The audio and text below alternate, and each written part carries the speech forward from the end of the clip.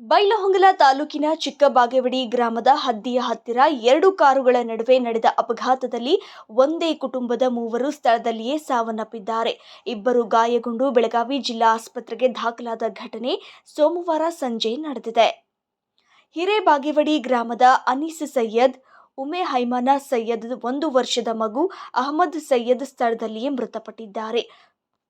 ಆಯಿಷಾ ಸೈಯದ್ ಹಾಗೂ ಇನ್ನೊಂದು ಕಾರಿನಲ್ಲಿದ್ದ ಮಾಜಿ ಶಾಸಕ ಆರ್.ವಿ. ಪಾಟೀಲ್ ಅವರ ಪುತ್ರ ಸುರೇಶ್ ಗೌಡ ಪಾಟೀಲ್ ಗಾಯಗೊಂಡು ಬೆಳಗಾವಿ ಜಿಲ್ಲಾ ಆಸ್ಪತ್ರೆಗೆ ದಾಖಲಾಗಿದ್ದಾರೆ ಎಂದು ಮಾಹಿತಿ ತಿಳಿದು ಬಂದಿದೆ.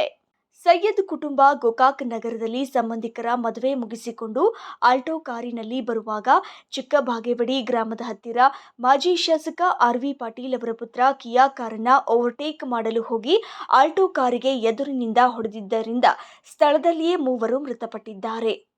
ಸ್ಥಳಕ್ಕೆ ಬೈಲಹೊಂಗಲ ಪೊಲೀಸ್ ಠಾಣೆಯ ಸಿಪಿಐ ಪಂಚಾಕ್ಷರಿ ಸಾಲಿಮಠ ಭೇಟಿ ನೀಡಿ ಪರಿಶೀಲಿಸಿದ್ದಾರೆ. ಈ ಕುರಿತು ಬೈಲಹೊಂಗಲ ಪೊಲೀಸ್ ಠಾಣೆಯಲ್ಲಿ ಪ್ರಕರಣ ದಾಖಲಾಗಿದೆ.